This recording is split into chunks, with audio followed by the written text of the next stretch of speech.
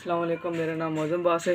मेरे पापा 4 साल हो गए ने फोत हो गए ने और मेरी वालदा मेरे छोटे छोटे बहन भाई ने स्कूल पढ़ते ने तो मैं घर दा सर्कट च काम करना। मेरे पापा 4 साल हो गए ने फोत हो गए ने तो मैं ही काम करना तो मेरे घर दा निज़ाम चलता है। मेरी 8,000 तनख्वाह है जिहदे च घरदारी नहीं चलती। मेरे छोटे छोटे भैन भरा ने स्कूल भी पढ़ते ने, घर दा खर्चा भी मेरे ते, बच्चों की पढ़ाई भी मेरे ते वे।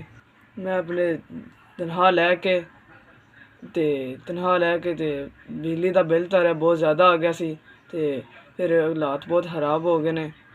हुण हालात तां दे हो गए ने कि दिन दा हुंदा रात दा नहीं हुंदा, बस चुप करके अल्लाह पाक दा शुक्र अदा करीदा।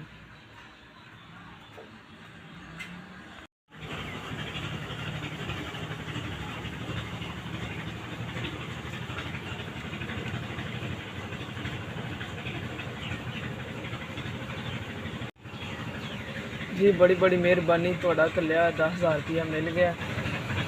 मेरे छोटे छोटे भैन भरा ने, मजदूर बंदा अबू मेरे 4 साल हो गए ने फोत हो गए ने। तुहाडी बड़ी बड़ी मेहरबानी तुहाडे पैसे। मैं तो मेरे भैन भरा मेरी अम्मी हर वक्त तुहाडे वास्ते दुआवां करांगे।